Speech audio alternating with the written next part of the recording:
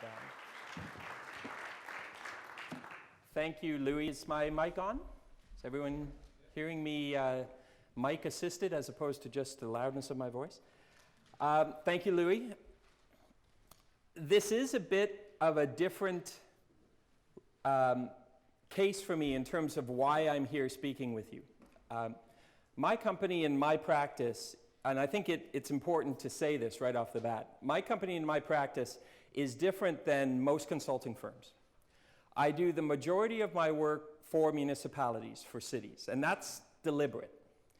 I've spent about half of my career in the private sector, about half my career in the public sector now. And 12 years of my 24 years I spent in leadership positions in municipalities, including 6 years as Vancouver's chief planner. And the way I put it, I strongly suspect that I'm going to spend the rest of my career and the rest of my life thinking like a chief planner. Once you've been in that role, at least for me, I can't get out of it.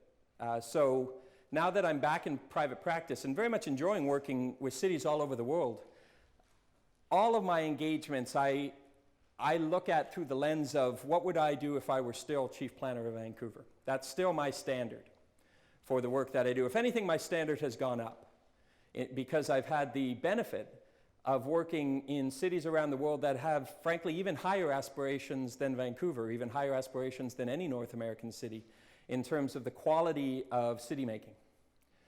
So in the very rare cases that I am willing to work for a private sector developer, it has to be a context that is in some way extraordinary.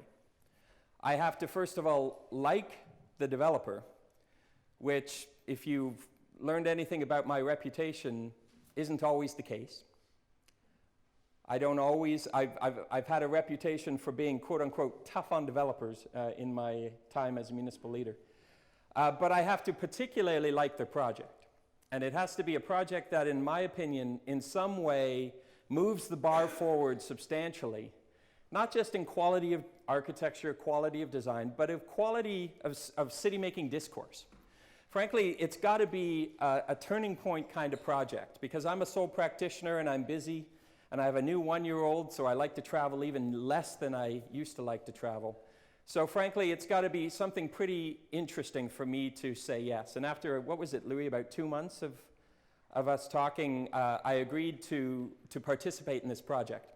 And since they wanted to bring me down for tomorrow night's event, which is specifically on Louis' project on Spring Garden Road, I suggested, if the point of my involvement and in the exercise at least is to use this project potentially as a model for a different kind of consultation, a different kind of community conversation, and a different kind of product at the end of the day, why don't I do a public lecture? And it's the kind of public lecture that I usually get asked by city halls to do, not by developers.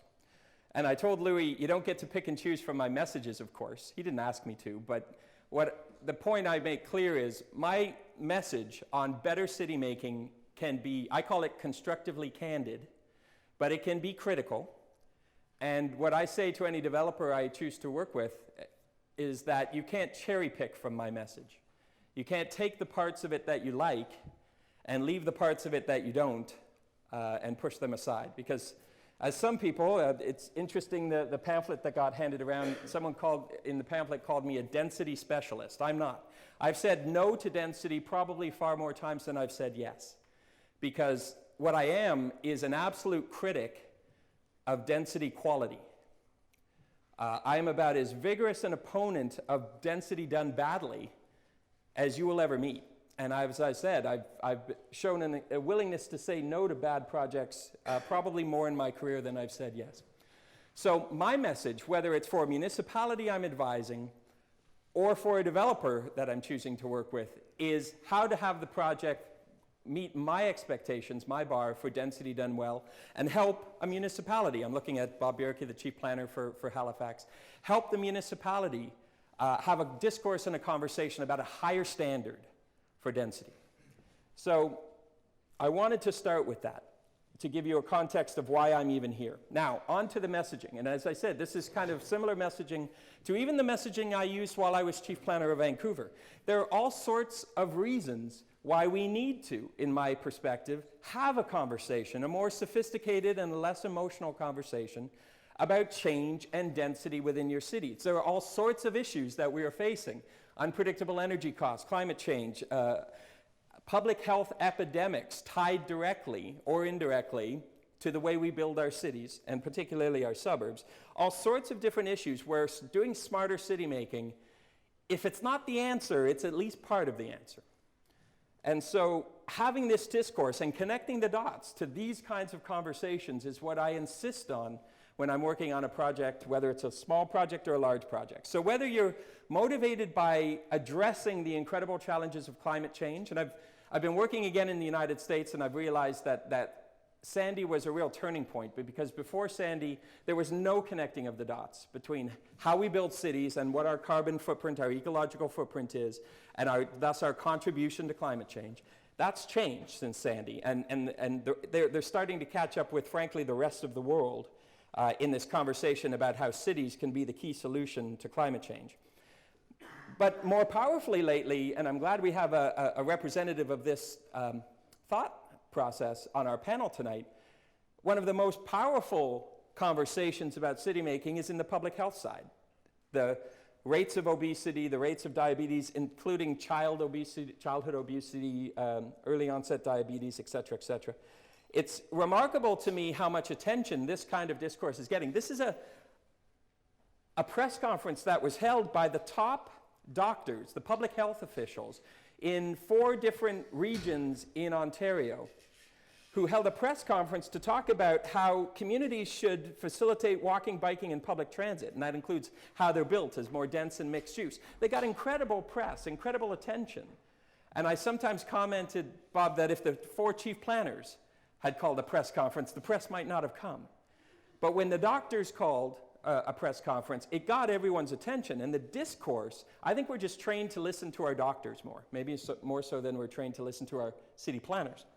But this discourse, and thus this partnership with the health professionals who are connecting the dots between city form and preventative medicine, is really, really powerful. And as an example, this is a document done by clients of mine in Australia, the Heart Foundation of Australia. And they brought me down to work with 4 different Australian cities and their corresponding states over weeks to work on better and healthier city making. And the most amazing thing about that process is that my client wasn't the municipalities, it wasn't the states, it was the Heart Foundation, who had recognized that a different kind of discourse about how we build our cities and suburbs, how we talk about density, and I'll give you away the end. You can download this, it's online, but I'll give you away the ending. Yes, density does matter. This discourse is a really powerful conversation and discussion, and public health is just one example. You recognize this one? I didn't deliberately use the Halifax example just because I was here. This is in my PowerPoint. I've been showing this all over the world. Halifax is an example of one of many municipalities, and the Canadian cities are actually leading on this, who have done the math on sprawl versus infill city making. The incredible cost differences in municipal services. And frankly, your study, the Stantec study, was one of the better ones at the time, but it still doesn't come close to covering the full costs of growth and the life cycle costs of growth, the difference between vertical and horizontal building up versus building out. And I sometimes think, and I might make some people in the room uncomfortable in saying this, I sometimes think that Halifax, after doing this study, wish they could bury it. Because once you know this, it's really hard to unknow it. That the consequences of continuing to grow out versus up, it's not just a lifestyle choice. It's not just about whether you as a suburbanite like your lifestyle versus another person as an urbanite. The math is powerful. And what I say is cities and suburbs are starting to change really rapidly, not because of ideology and urbanist ideology about where people should live, which can be pompous and dogmatic. It's because of better math. There's better math happening in city halls, starting in Canada, but increasingly around the world, partially because I've been showing this to many cities around the world. And so Halifax deserves credit for doing this study, but you should use it more. Take it out of the desk drawer and actually talk about it. The bad news is, as we're talking about a different kind of city, technology will not help us. One of our project team is going to a 2-day conference, I think, this week on the driverless cars. Driverless cars are not going to solve your urban problems. In fact, there's entirely a possibility they might make things worse. As we've seen in almost every improvement in vehicles, it's actually, even electric vehicles, has actually incented more driving. So technology will not save us. I point out, when I get asked to speak at smart city conferences, I say, if you want to talk about smart technology, let's talk about wheeled luggage, better shoes, trolleys for grocery shopping. You know, it's simple ideas that actually change the nature of the walking, biking, and transit city more than it is about designing a better car. And it's about designing a better city, not designing a better car. There's a mayor in Australia said to me, Brent, I know I don't have to worry about this because in 10 years we're all going to be in driverless cars. First of all, she's about 30 years off, in my opinion. And second of all, it's not going to solve any of the problems. The good news is that if the science won't save us, the demographics might.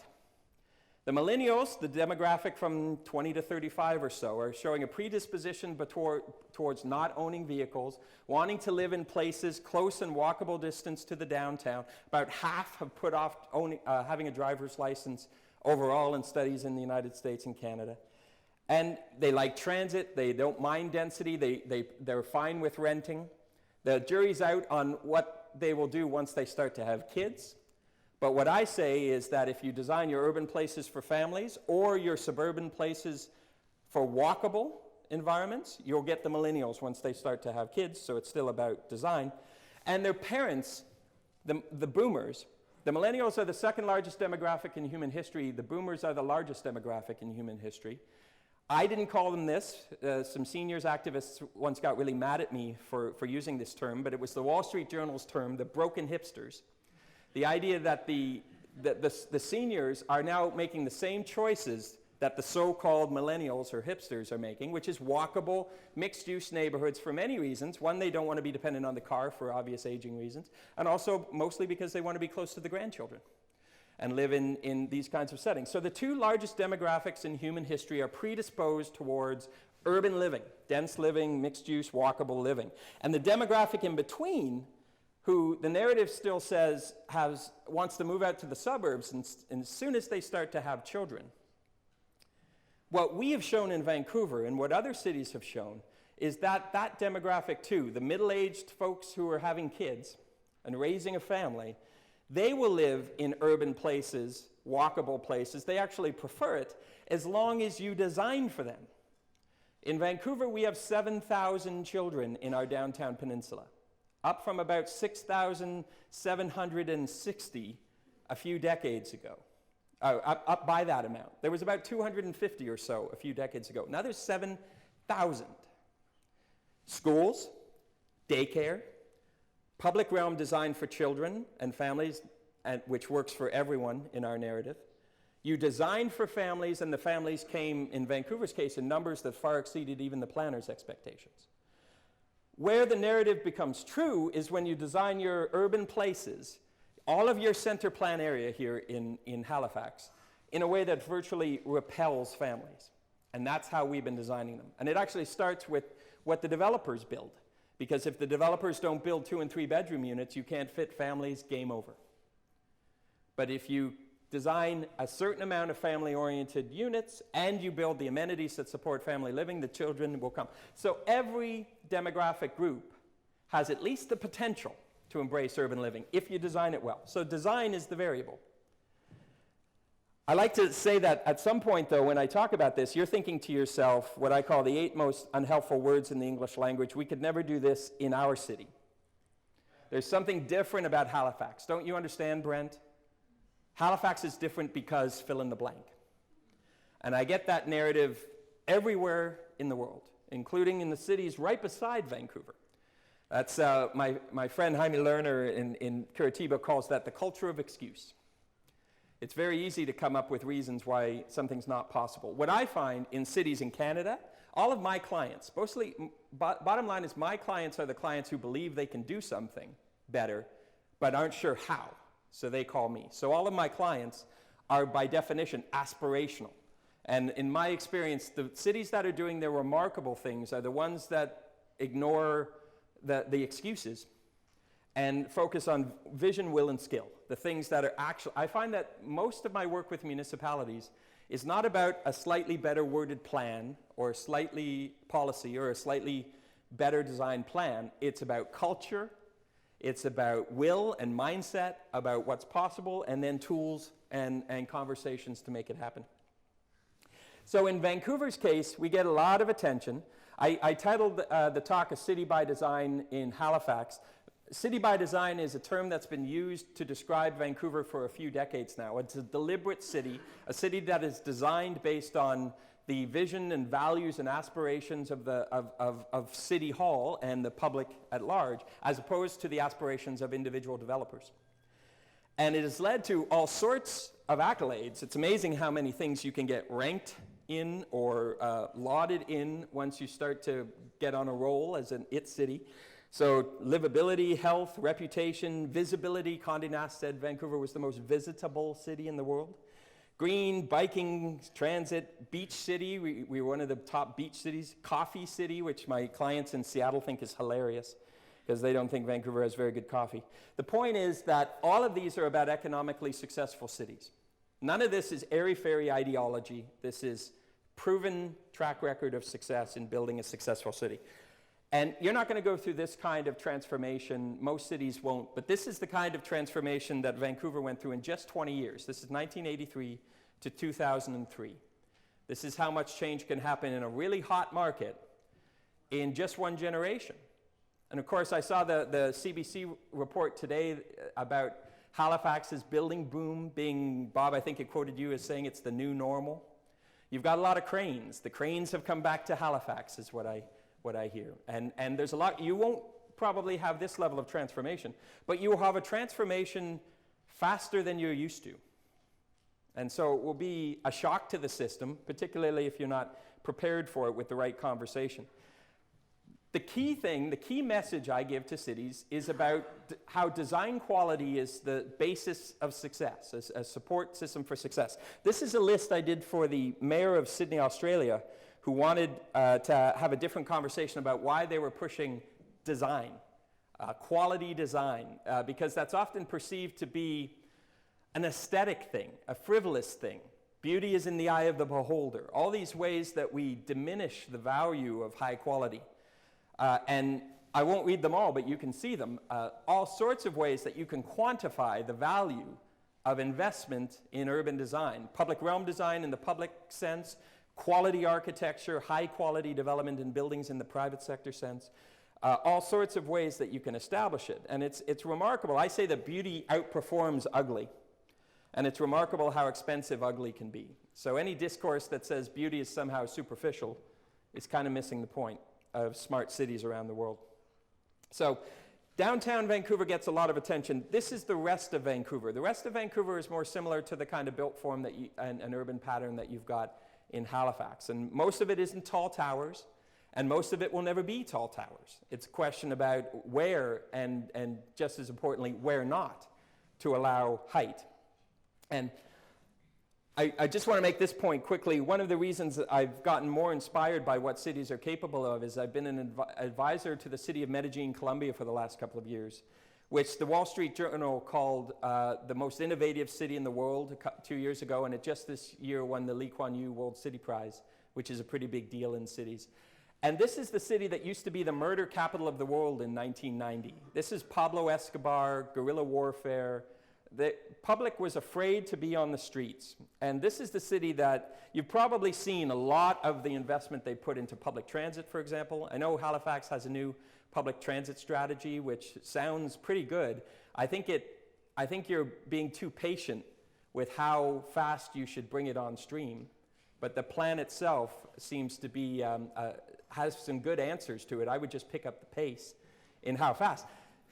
Latin American cities built whole public transit systems within 2 years, 3 years. It has completely changed my perspective on what is possible and how fast things are impossible. Bus rapid transit, light rail, cable cars to address slope, and escalators to address slope, repurposing tools and techniques from the ski hill and the shopping mall to be part of a public transit system. The innovation And the creativity that is part of that has been what's most inspiring. And then the taking back of the streets and the public spaces in Medellin, just remarkable. There's still a city, though, that's afraid to walk, both for crime reasons and for car reasons. And so a lot of my work has been about making it a city that's friendly to walkers, which it is still currently not. But my point is, Medellin, Colombia has far bigger problems, had far bigger problems, and still has far bigger problems than you have. And they've been tackling them incredibly successfully. So my point is, what's your excuse? The suburbs are one of your problems. You're still building an awful lot out there. I've toured your suburbs extensively. They're as bad as most suburbs. Now, not all suburbia is sprawl. And what I say is that you can do your center city, your center plan area, your downtown area almost perfectly, but if you do your suburbs poorly, we're still fundamentally in trouble. The key to our success or failure is how well we do the suburbs. And not all suburbia is sprawl, but too much of it is. And the key aspect of sprawl is auto-dependency. A lot of people have complex discussions and definitions of sprawl. Mine is really simple. If it's auto-dependent, it's sprawl. And there's various reasons that it can be auto-dependent, but that's the key. And you're still building sprawl. You probably mandated it in your policies and such. And that's sprawl. There's sort of one way in and one way out, and it's by the car. This is the suburbs in other cities. This is suburban Vancouver, for example, where the suburban shopping malls, you see it in the corner, are being transformed into transit-oriented development. You're having a debate about transit. A debate about transit in the suburbs is fundamentally a debate about land use. Are you doing land use in the suburbs that could support public transit? This is the kind of density being built in suburbs in Metro Vancouver. There's your transit infrastructure right beside a sea of parking, a 1960s shopping mall. This is the before and after. That's what's being built as we speak. So density and the conversation about how to do density well isn't just an inner city or an urban kind of thing. It's a suburban kind of thing too. And by the way, I've seen tall, fat buildings in your suburbs that are still completely suburban. You are building higher density suburbs with bigger buildings in the suburbs that are almost entirely still car-oriented. They are not oriented to a street. They don't create public places. The scale is wrong, the mix is wrong, the place making is wrong, but they're higher density. So one of the things you're going to have to struggle with as a city is, are you building real urban places in your former suburbs, or are you just building higher density suburbs? There's a difference if you think about it. So when I talk about density done well, and this is a slide I created when I was chief planner of Vancouver, not after I left and started working for other people. This was for a conversation that I led in Vancouver about why we're talking about density at all.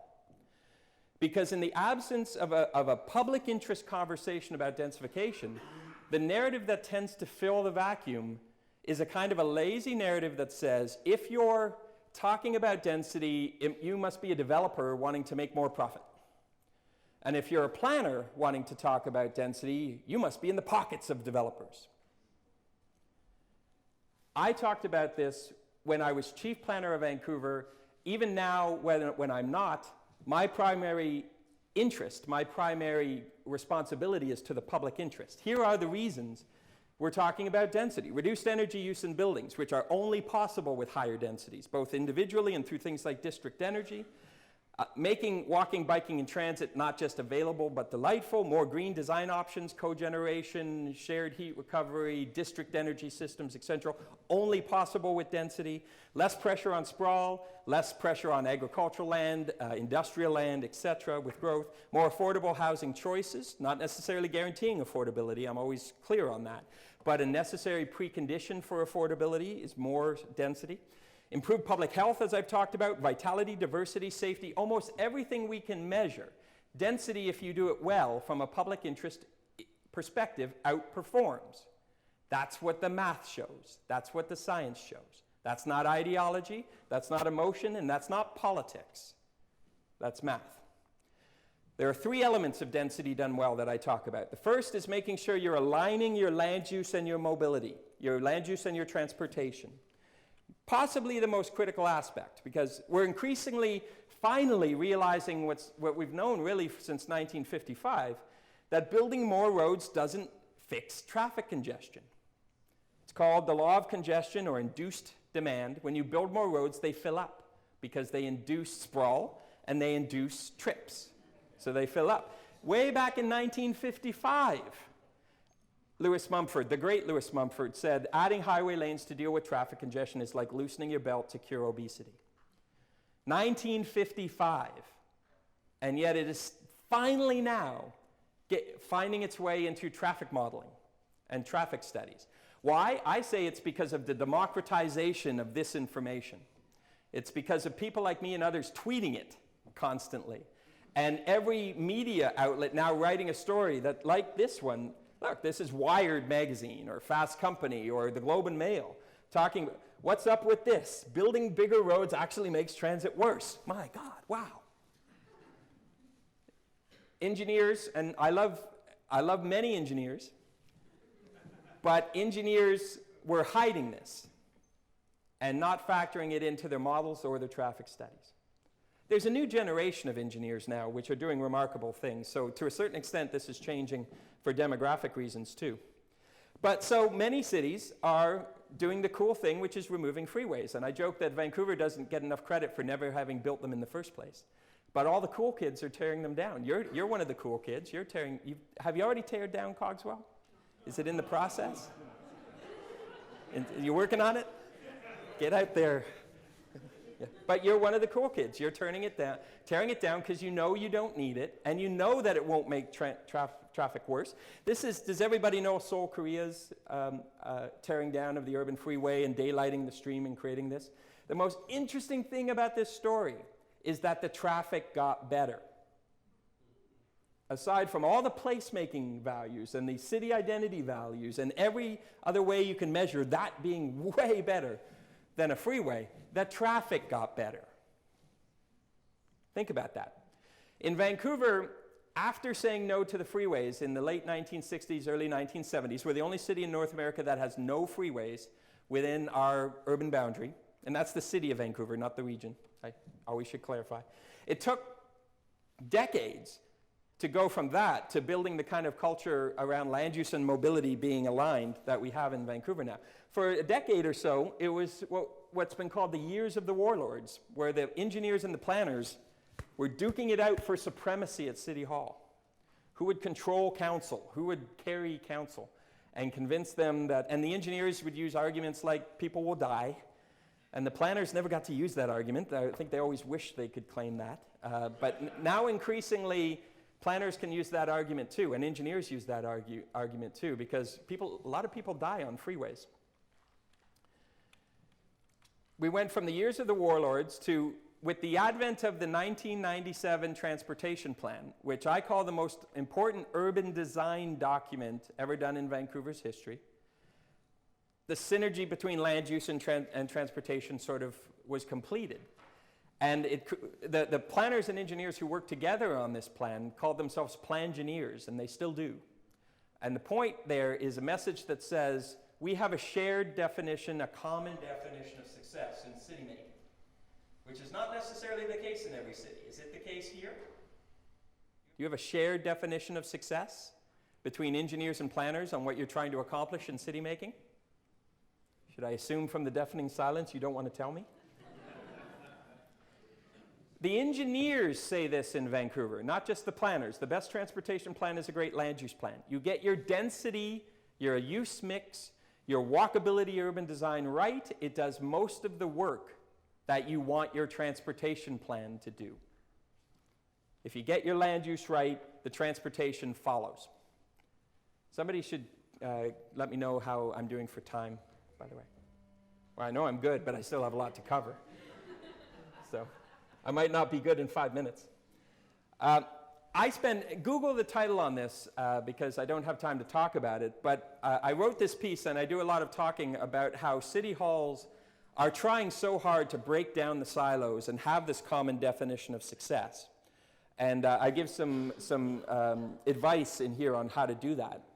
But the point is that when we investigate an issue like density in the context of silo thinking at City Hall, you get some pretty bad and skewed and very strange results. If you have a common definition of success, what you find is that mixed use density done well solves a lot of your issues, or at least supports a lot of your issues in city making from every department's perspective. So this is what one of the things, that most important things the transportation plan did in 1997. It didn't balance modes. It said modes will be prioritized in this way: walking first, then biking, then public transit, then goods movement, and then the car. In Vancouver, we say we don't ban the car, but we prioritize it last. We don't use words like balance. Balance, I say, is code for the status quo, only slightly better. And you can't really balance pedestrians and cars. Cars win, they're heavier, and they can crush pedestrians. You need to prioritize. It's certainly in your urban places, certainly in the center plan area. A prioritization is going to be necessary if you want to build urban places rather than just higher density suburbs. So these kinds of prioritization have now become ubiquitous. I've helped set them up in 3 or 4 cities. This is the Spanish version in Medellin, Colombia, where the prioritization was actually built into the land use plan, which I enjoyed. But the point being made here is, when you're talking about transportation, why am I talking about transportation so much in the context of density? Because if you try to design density around the car, you will fail.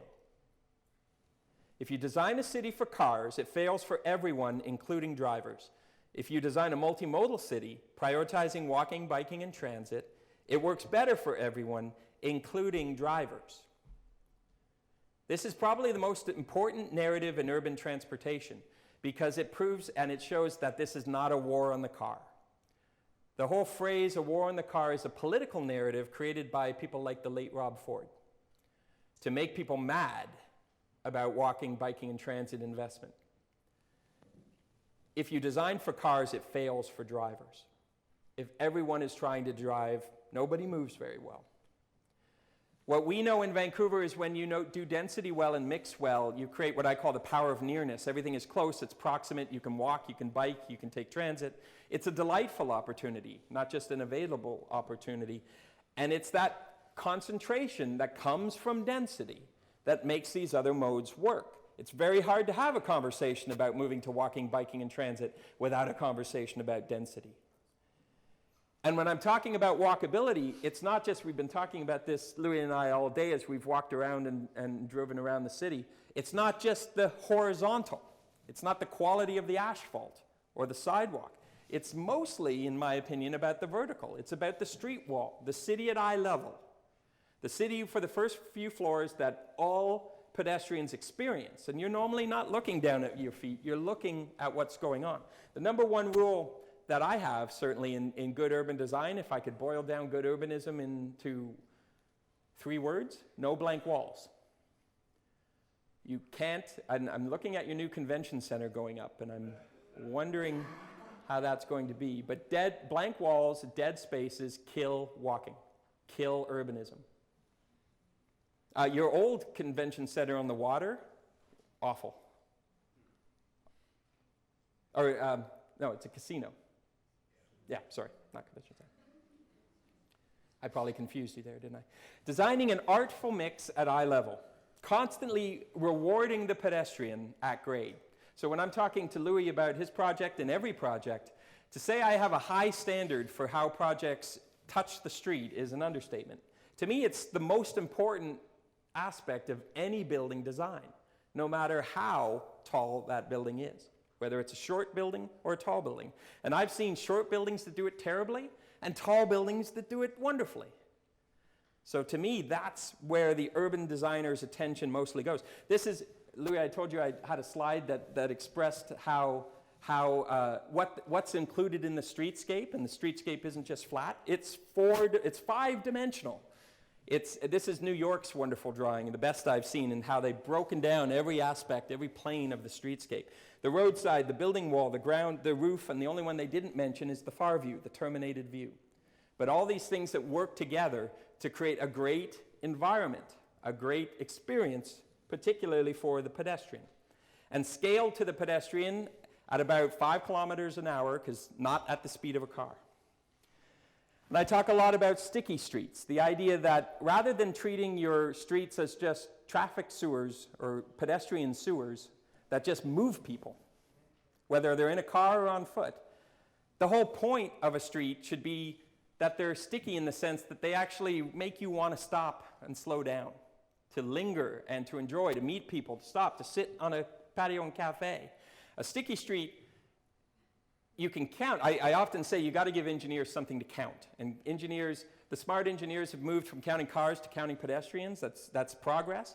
But increasingly, it's not about how many people move through a space. You can count how long people stay in a space.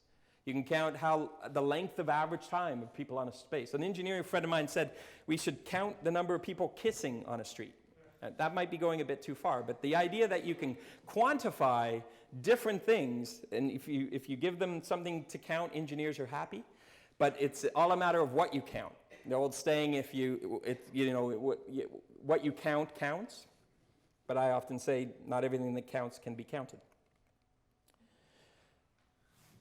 Urban cycling, I don't know how much of a conversation it is here, and I don't have a lot of time to talk about it, but I'll just say that if you want to have a strong growth in urban biking, you've got some slopes and such, but guess what? Lots of biking cities have slopes. Lots of biking cities have snow in the winter. So these things aren't excuses, but if you want to build an urban biking culture, you've got to, on the busiest roads, separated bike lanes, period. If you're serious about urban biking, the painted bike lanes that I saw over the last 24 hours aren't going to get you there. That's all I'll say about urban biking. Sorry if there's urban biking activists who really wanted to hear more, but that's all I have time for. All of this in terms of transportation is about the notion that mobility in urban places and cities is about space. It's not even about what comes out of the tailpipe of a car. Even if you had the greenest car in the world, which might be an oxymoron, it still takes up space. Whereas walking, biking, and public transit takes up a lot less space. And as you densify and create urban places, you need to take less space. And cities have gotten creative and clever about illustrating the point that bikes take up less space, for example, to park than cars. I like to point out pedestrians and transit riders take up even less space because they don't even need to park anything, except maybe their bums onto a cafe seat. I call cafes pedestrian parking. The second piece of density done well, consistently high design quality. And I am unashamed and unapologetic in my message to both city halls and to developers that you have to set a high bar for the quality of your product. It's good for developers, but even if it isn't, or even if developers don't see it that way, that's the way the city should see it. When I walk around a city where the urban design isn't very good, I very rarely blame developers. I usually think, how did the city approve this? You've got to have a high standard for what you expect, or you get what you ask for. If you want better, you have to insist on it. And you have to have the skill sets in City Hall that knows what better is consistently, and the tools and the communication and such to be able to set a readable bar. You can't be all over the place. You can't move the goalposts. You can't be subjective. You can't change your mind since the last conference you went to. You have to be consistent and message it over and over. But the message is, if a developer comes in below that bar, they don't get approval, no matter how exhausted you all are. Because that just tells the development industry they can win by a war of attrition. Similarly, if you have a developer that comes in with a better than the bar project, they should be approved like that, as fast as your system allows. Because that's the only way you send the message to the industry that it is in their best interest to hire the best architects and come in with the best project. If you give them the sense that they're going to have the same amount of process and the same amount of churn, no matter where the quality comes in, there's zero incentive for hiring better people. That's the experience I found when I first joined the planning department in Calgary, where everybody got the exact same process. So developers had an incentive to hire the cheapest and by definition worst architects because they were going to get the same process no matter what. So you might as well save money on architecture. We had to change that. One of the things I did there in 6 years was redefine what a successful architect is in Calgary. And that took saying no to a lot of things and saying yes faster to better things that come in. Critically important for if you want a better outcome to your urban design and density. So consistently high design quality. As you're designing your waterfront, obviously the first principle that your casino broke was always having public life on the public edge. Never give away your water edge to private interests. Even if it's got an intervening road or what have you, you can put high density on your water as long as you've got a fully public life on there. And you can do tall buildings, but you design them in a way that achieves your urban design principles, your urban design interests. So what's important about these buildings is not how tall they are. It's that they all land in a human-scale podium that establishes the sense of enclosure and street activation that makes the street successful. They're separated enough to give privacy between towers and sunlight access to all the towers, and allows views to be layered into the downtown so that the buildings further into the downtown also have a water view and can share that kind of public benefit. All sorts of different urban design principles achieved in the design of these tall buildings that are all more important than how tall they are. When we look at height, all we're looking at is does the sun cast shadow, does the building cast shadow on a key public space that we don't like? There's got to be an urban design reason that we don't like the tall building. Other than that, we're not afraid of height as long as the height is done in a way that supports the street, strengthens the neighborhood, because if you get those details right, then that tower is just body heat of people that will actually support the local grocery store, the downtown elementary school, of which we're about to open our second, etc. So when your narrative is entirely too focused on the height of buildings, you have a simplistic narrative. Height is important. I have often said no to the specific height of buildings, but I've always done it on the basis of urban design performance. And frankly, it's not necessarily in the top 3 or 4 of what I care about when I'm looking at a tall building. In my experience, you're like many other cities, which is the conversation is almost entirely about how many floors are being proposed. When you land the buildings, it's with a human scale, and it is that podium, it is that scale that establishes the perspective, the environment for the walker, not the height of the building. Because the towers are separated and stepped back, and we say they float out of the perception of the walker, and it is the podium that establishes the human scale.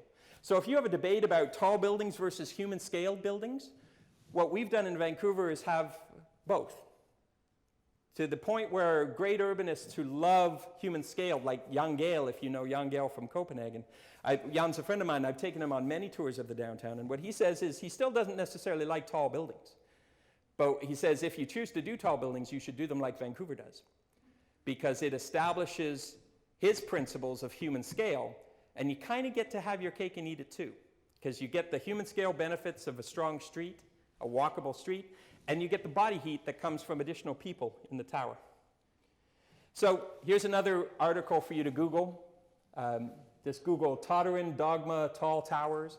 I wrote a whole piece on how we need to change the conversation about the height of buildings to a conversation about the design of buildings. And whether you're doing this is a Bjarke Ingels building. Bjarke is probably the most famous architect in the world right now. He's doing a tower in Vancouver, and as to my point, the most important things that we negotiated with him on is how the buildings land, activate a space underneath a bridgehead, and create an urban neighborhood in a place that had been a leftover place. So everybody's giving attention to how the funky shape of the tall tower is in Bjarke's building. What's important is the community that it creates at its base. And by the way, I did shorten that building, and I made the building head smaller. So it's not that I'm not saying any height is fine. I'm saying make your conversation about height a more sophisticated conversation, and then figure out what the right height should be amongst all the other issues you're trying to decide. Vertical sprawl is a term that gets thrown out regarding tall buildings, and I'm critical of this point, because what I say is the difference between vertical sprawl and vertical urbanism is the neighborhood. It's the building design, and it's the neighborhood that the building is in. So if you ride down the elevator, which is a form of public transit, or at least semi-public transit, you ride down the elevator, and you walk out into your street and walk your little guy or girl to school, or go and get groceries, or walk to work, you're living in vertical urbanism. If you ride down the elevator get into the parking garage, which has an immediate access to the expressway, and you vomit out onto the expressway, you're living in vertical sprawl. I've seen examples of both here in Halifax, in the suburbs. Well, some in the urban places, urban and suburbs. The point is, it's about the design of the building and the neighborhood that it contributes to, not about the height. There are some people who use vertical sprawl to just be a word to describe tall buildings. That's fundamentally uninformed. The third aspect of density done well is the amenities. Last year I was one of Halifax's consultants with Teal Architecture and Ross Cantwell, who's I think in the audience, to create a new system, a new strategy for density bonusing. Being able to leverage density that the city grants to pay for amenities, affordable housing, all sorts of different things that are necessary to make density livable and lovable, not just dense. And so I say that that's a critical component. Frankly, your old density bonusing system, you were giving away far too much density for far too little amenity. And as I understand, and I haven't been keeping track, Bob, so I hope you're well on the way of putting that new system in place. Yes? Working on it? Well, we can talk about it on the panel. But the point of that is, as you densify, the responsibility grows for the kind of amenities, both within the building and in the neighborhood, that makes that density well supported. If not, you risk, when combined with bad design, just overcrowding. But there are many high density, high height, high amenity neighborhoods that are wonderful, livable neighborhoods. The difference is the design and the amenities. So in Vancouver, we do more density bonusing than any other city in the world. I've realized after doing a study for Sydney, Australia, that we looked at the 10 top density bonusing cities in the world, and Vancouver does the most. Parks, public spaces, daycare facilities, heritage preservation and restoration, community facilities, cultural and arts facilities, affordable housing, social housing, incubator space, all sorts, anything that can have a strong public interest basis to it can potentially be part of a negotiation for public benefit. So as you densify, you're getting the amenities that you sometimes as a municipality struggle to be able to pay for by leveraging some from developers. Now, to be clear, because Halifax has a very different land value than Vancouver, and because you build a lot of rental here, you're going to have less profit and thus the less ability to leverage amenities with density. That's just the truth. Ironically, in Vancouver, we give a density bonus for rental housing. You build rental housing as the norm here. So you're lucky in that sense. Every other city in Canada, as far as I know, is struggling with getting more rental housing built. But it means also that you have less profit inherent in that density to be able to negotiate other amenities. So you can't have as high expectations as Vancouver has, but you certainly can have higher expectations than your current or old density bonusing system was based on. Now, there's all sorts of ways to do density, including mid-rise. Louis, I told you I'd show this image. This is the one where it's a Home Depot with liner shops in front. So the point is you can have larger format stores within urban settings, but you create liner shops to make a fine-grained rhythm of small shops along the street edge, even though the Home Depot, full-size Home Depot is in behind there, plus 3 other mid-box category killers, plus housing above. So a lot of these kinds of things we think can't mix just are awaiting a good example of a built project. And this one's been around for about 10 years now, called The Rise in Vancouver. So you can do it. This is our Olympic Village, and really just to make the point that we're not a one-trick pony when it comes to tall buildings. We do all forms of density. Ground-oriented density, mid-rise density, the missing middle, as my friend calls it, of things between a single-family house and a 4-story mid-rise, and taller towers, all with a very high design aesthetic. And to be clear, we say no to tall buildings in our urban pattern more often than we say yes. But in the right places where there's justification for a taller building, then it becomes a design exercise. So all sorts of different forms of density, all different orientations of density in different contexts around the city. This is the phrase I mentioned, the missing middle, that my friend Opticos design in California has come up with. Your city needs a lot more of this kind of density too. But let's be clear, this is not an alternative to doing taller buildings in the places where taller buildings make sense. This is frankly an alternative to the single detached house in your increasingly urban places. So don't say, do this instead of tall towers in places that can support tall towers. Do this in places where, frankly, you're entirely too low density, and you need some more variety of housing options within your city. So when I was talking about change in neighborhoods in Vancouver, I used terms like gentle, hidden, and invisible density to describe row houses and stacked townhouses and duplexes and such. I called those gentle density. Hidden density was laneway houses, houses off the rear lane, rental houses particularly, and secondary suites. Do you allow secondary suites as of right everywhere in your city? I'll have to ask you that quick. That's a no-brainer. Change your rules and allow secondary suites as of right in your city. If you haven't done that yet, you're kind of a dinosaur in the urban family of Canada. There are other cities that not only allow it, but they give incentives. It's rental housing, it's good nimble density for household affordability. There's all sorts of public reasons. Don't get me started on secondary suites. But the point is, there's lots of different ways to talk about densification in different contexts. So I brought in the Laneway Housing program in Vancouver. People said to me, why are you putting energy into that? It's such a small idea. Over 2,100 approved laneway houses in Vancouver since 2009. So, but again, don't think, oh, look, we're doing laneway houses. Now we don't need to do tall towers. No. Different forms of density, different approaches in different contexts. The right tool for the job, the right scale for the context. So if you think that Vancouver, I'm wrapping up now, if you think that Vancouver is an easy place to have a conversation, and don't you understand, Brent, density is really hard here in Halifax. It's hard everywhere. I haven't met a city or worked in a city where the density and height conversation isn't hard.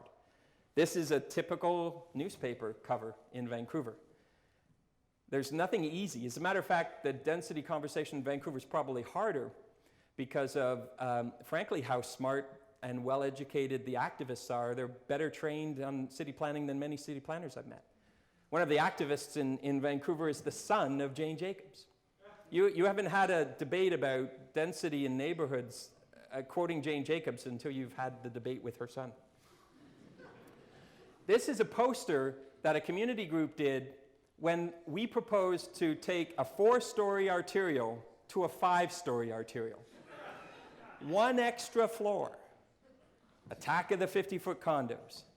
Maybe that narrative isn't that different from some of the narratives you have. And I don't say this to joke, but I say this to make the point that density and height is never an easy conversation.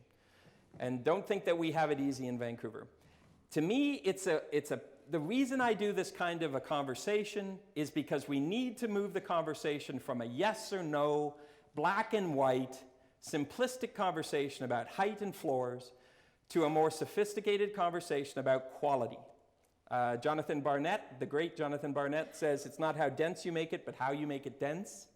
We need a conversation about quality. What I say is, you all know the term NIMBY, right? Not in my backyard. There's a movement that wants to fight NIMBY that's called YIMBY. Have you heard about that? Yes, in my backyard. I find both of those annoyingly simplistic. Like, the answer should be absolutely nothing in my backyard or absolutely everything in my backyard. What I like is Quimby, and that's not the mayor of on The Simpsons. Quimby is quality in my backyard. The conversation should be entirely a conversation about good outcomes, a performance-based, data-driven, non-emotional conversation about all the things we're trying to achieve as a city, in Halifax case, your city, and how different kinds of forms and ideas can contribute to that. That's why I start my presentation with talking about the big picture challenges we're trying to face and how our choices in city making can either make those challenges easier or harder. So the conversation has to go to one of about quality. I just want to end with a couple of images that aren't necessarily have anything to do with the work I'm doing with Louis, but I want to inspire you to start thinking about, well, no, not start, because you're actually doing a good job with many of these things, but maybe go even further with how you're doing some of your tactical urbanism, your your pop-up and your do-it-yourself kind of city making. And the phrase I use is there's a lot of really simple ideas out there that could strengthen your city right now, today, and it's remarkable how hard we make simple things. So Argyle Street is an example in Halifax. The work that's been done on your Halifax waterfront is an example. My clients in Auckland, New Zealand, I work for both the city and for Waterfront Auckland. You know, they took a bunch of surface parking along their waterfront, sound familiar? And created a promenade with paint and planters. That's all they did. They virtually did this overnight. And it created a boulevard that connected the main concentrations of the downtown to an area they were trying to spark for redevelopment and create new public places in. And it's amazing. Overnight, the transformation in terms of people moving along there. The parking lot is still there, unfortunately. But it's amazing how this simple change changed things. Food trucks. Such a powerful and simple idea. You recognize the beer garden down there? And the waterfront movable chairs? I didn't put these slides in to make you happy because I happen to be in Halifax. This is the slide I use everywhere. You're in the company of Christchurch, New Zealand, Helsinki, Finland, Oslo, Norway, and New York City on that slide. Some of the best examples I've seen of simple ways to activate dead spaces through simple things like food and beer. And I know that beer is the owner of the beer container in the audience. I heard they had a hard time doing this. I heard that it was controversial, as many new ideas are. But I think you should double down and do more of this kind of thing. Argyle Street was a great example. I think your downtown business association is doing great things, and that's not just because Paul is a friend of mine. All sorts of different ideas like parklets. Everybody knows, I hope, what parklets are, taking a former parking space, making it a public space. The problem is we do these temporarily. We don't do them necessarily as a gateway to permanent transformations. And there's all sorts of things we could do to make the city more enjoyable, more surprising, and to lighten up, and sometimes just get out of our own way. Some of the things we're going to want to talk about in the context of the development I'm doing with Louis take out-of-the-box thinking about how we use a piece of space that's kind of a leftover dead space within a city. If we don't get in our own way in terms of the rules that we start with, then we can do a lot, really simply. One of the lines I used while I was a leader at City Hall was never let a rule stand in the way of a better idea. Think about that. And when it comes to how you do your plan and you process applications, I've already spoken about this a bit, you have to think about what's called the churn. I know this because I've negotiated thousands of developments with developers as a leader in a municipality. We're always talking about cutting red tape and making application processes faster. What I say is don't make them faster for their own sake, because you never want to cut part of processes that actually lead to better quality. You need to cut the churn, that going around and around that doesn't seem to necessarily achieve anything in your approval processes. And you want to get more bang.